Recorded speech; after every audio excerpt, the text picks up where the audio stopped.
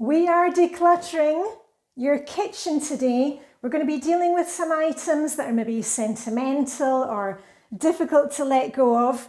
I will be guiding you through it. I've got lots of tips and encouragement for you, so let's dive in. Diane and Denmark here, rah rah rah. We are back in Flylady Zone 2. If you want a quick refresh of the Flylady Zone system, I'll put up the footage now. You can see my house and how the different zones work. And we're just decluttering together. I'm working on the kitchen. Hubby and I are downsizing, hopefully moving into a nice apartment in the centre of the city next year. And as you know, our kitchen is very minimalist. We don't have overhead cabinets. And I was storing some things down in the basement, things that we don't use that often. Does that sound familiar? And this is the last of the items that I've been keeping down there. I've done really, really well. So anyway, we're decluttering together. And I would say before we get started, set yourself up for success, because you're meant to be working along with me today, or maybe you want to watch the video, declutter afterwards. I know many of you get inspired. Set up 3 bags or boxes. You're going to have a box for your donations, anything that has still got life in it that you can pass on to somebody else. My stuff will be going to our next swap party. Did you see Friday's video, the ladies at the swap? You also have a bag or box for anything in the house, for put away items. Items that you find that maybe can be stored somewhere else in the house or live somewhere else in the house. And 1 bag or box for trash or recycling. That might be the case today for me, because we're going to be going through family recipes and sentimental stuff. Anyway, first things first, stuff from the basement, the final clutter or final items from the basement. Now this is, what do you call it, a carving machine that we have had, I think, kind of since we got married, 26 years ago. And we used to use it quite often when the kids lived at home. Oh, it's a Kenwood. And you can see it's got a British plug, so I always need to put on an adapter when I use this. But since the kids left home, I mean, we use it once a year. And think about that. Have you got things that you could maybe use at something else? I mean, I've got perfectly good knives. And hubby is good at carving, and actually this is a bit of a pain because I need to get out the basement, I need to wash all the parts, so I am going to let that go. I've got here we are, got the instructions, so I'll just give that one more kind of good thorough clean, and then that can go in my donations. If you saw my video last week, I had a lot of decluttering questions that you can ask yourself. What stage are you at in your life? What stage of decluttering are you at? Are you stage 1, 2 or 3? And hubby and I, we are in stage 3, and we're downsizing, moving to an apartment in the centre of Copenhagen. And it was just time to finally say goodbye to some stuff. A creme brulee torch, culinary torch. And I have to say, I used to use it for making creme brulee back in the days where I spent a lot of time doing fancy stuff. But the last time I used this was actually at a 5-kilometre walk that I did with the ladies group, the DHL thing, and we actually used it for lighting candles. You know, those, I don't know I can't remember my English today, fackler. And I'm thinking, why am I holding on to it? No, that can go. And that I'm going to, with all my things that I'm decluttering, I always ask the kids, they've got apartments in town, and I'm thinking probably my son will like that, because he's really good at cooking, really into experimenting with cooking. So that will probably, definitely maybe, there go the Oasis reference again, definitely maybe go to him. So I'll just leave that in the box because that's for the kids. Ooh, and here's something that I know is going to strike fear into many of you. Cookbooks. Can we talk cookbooks? How many cookbooks do you have now? I used to read cookbooks before I went to bed. that was when the kids were small. And since I got back into reading, I don't read the cookbooks for relaxation anymore. And do you remember my old videos from the very beginning where I had, tons and tons and piles of cookbooks? I used to have like a whole bookcase full of cookbooks. They have all gone, and these are what I have left. And they've been sitting in the kitchen drawer behind you. Let me just show you the kitchen drawer. This bench that we have here, it's actually where I keep some supplies, like baking things, and some of my tinned goods. There we are. And the cookbooks were in the top, like the equivalent of this on the other side. But I've taken all that out, and today we are going through the books. Because I was speaking to my friends last week, and some of us, we always like to refer to cookbooks. Others of us, like me these days, I will just find something on the internet, or I've got a lot of recipes that I just know by heart and make those. And I don't need to hang on to the cookbooks any longer. So let's go through them one last time. So this is a place where I've been writing recipes. We'll talk about the clippings, the clippings from magazines. We'll get to those in a minute. Okay, so the Biro book, who remembers that? I got this when I left home. It's by Biro Flour, and it's kind of basic recipes. But it was more a kind of sentimental thing, I think, when I left home.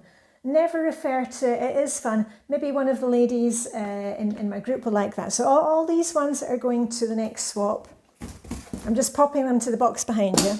Okay, and these books, are you Danish? Anybody Danish here? Do you know these ones? These are ones that belong to hubby. And they were given away for free by Karolines Køkken, which is like the dairy producers here. And every season they would have a different cookbook.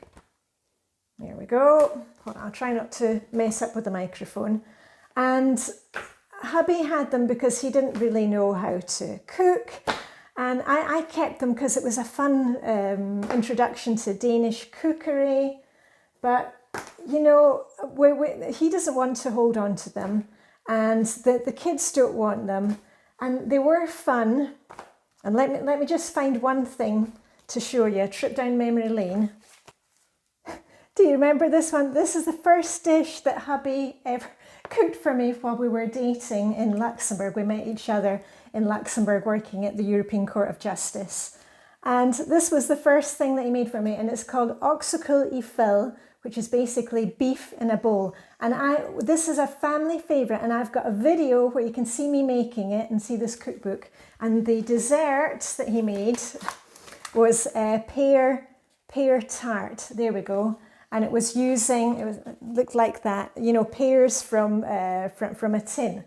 Anyway, but you know what? I don't need to hold on to this cookbook. I've still got hubby, all these years later. Hold on, we met in 1994. Oh my goodness, 30 years we've been together.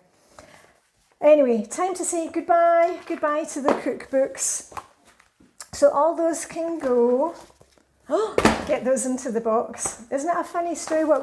Like when you were dating with your significant other, did they cook for you? Do you have a first dish that you had together? Okay, now this one is Food by Friends. It was put together by my ladies club, the Ladies International Network, Copenhagen.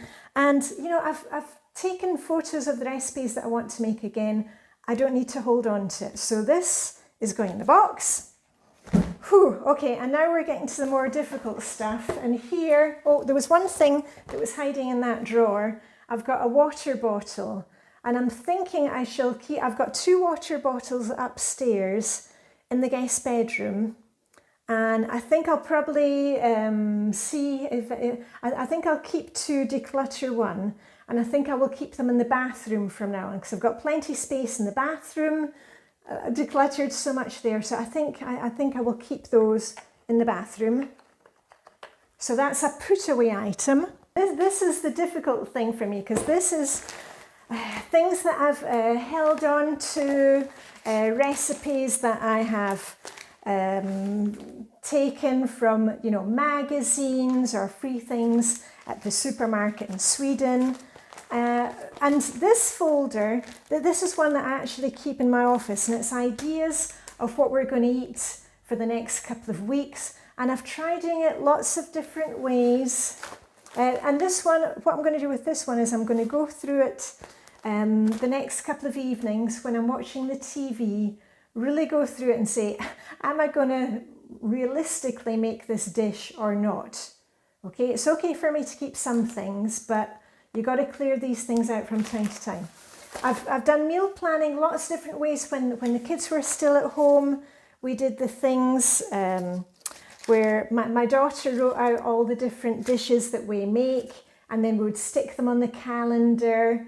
And you know, and you can do different colours for, is it things made with beef or meat or vegetarian dishes. But I think I can let all of those go. So all of that, and I'm not throwing away my daughter or the memories of her, or, you know, she does her own thing with meal planning. That is going to paper recycling. Oh, and here in the kitchen, here's a couple of cookbooks that I can get all of these from our local library. So sometimes, you know, I need to get them. And just a funny Danish lesson for you. The word mum or mums means yum. So that's basically, it's not mum, mum, mother, it's yum, yum, mum, mum. So that's a couple of books that I borrowed from the library. So that's where usually I get my inspiration from now, is from library books or in the internet, or from friends. I told you about that fantastic dish that Victoria made for us, and I made it yesterday, the Moroccan tagine. Anyway, okay, no more putting off. So this one I'm going to go through, and these things, this is a recipe folder that I've had since I was a girl, and I've got a lot of recipes. This is one. I can see Mum has roneoed it on taking copies. I can see it's the paper from when she used to work at Edinburgh District Council, which was then absorbed into Lothian Regional Council, and it's a recipe for tea loaf and Canadian fruit loaf. And again, what I'm going to do with these, because many of them I've kind of kept them and just never made them. And at some point you have to say, you know what, it's time. And I mean, I've got ones that I had printed out for the kids, all bran muffins, but I think it's really time for me to go through these one at a time. And I don't need to do it like right here now, but as I said, it's the kind of thing, what I would suggest is that if you've got your little pamper basket, you know, where you put things by your favourite reading chair, put in as much as you can handle within the next week and go through one of these folders, because we cannot hold on to everything. And I saw that when we were clearing through Mum's things, whether it was kitchen stuff or whether it was through her clothes. There was just so much that was never used again. And you know, let's either pass these on or go down memory lane and then and let it go, okay? Because we really need to do that sometimes. And you know, it's fun to go through the recipes sometimes, and maybe I'll find a couple of things to make this week. But really, all these papers, in a way, it's kind of stressing me out knowing that they're in there and I haven't dealt with it.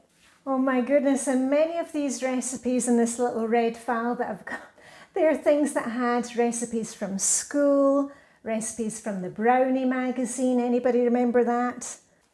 Okay, another example, that this is a file of newer things, recipes that I've kept. And I think what I'm going to do is I'm going to take everything out of these files and, as I said, just go through them one by one with a cup of tea and see what I want to keep, what can stay and what can go. And let me know, what are you decluttering today? Are you maybe dealing with pantry items? Just go for one shelf in your pantry. one drawer of a kitchen cabinet? Have you got lots of kitchen utensils? Have you got multiples of things? Remember, we were talking about that in last Wednesday's video. And I know sometimes it's tough, it feels tough letting go of these things, but it also feels good. Remember that. Remember to like, subscribe, share my videos with a friend if you could. I'm already at 92,000 subscribers. Woohoo! So thanks for that. All I've got left to say is have a marvellous start to the week. Live long and prosper. May the decluttering your kitchen today hygge be with you. And I'll see you very soon with a rah, rah, rah. Okay, bye for now.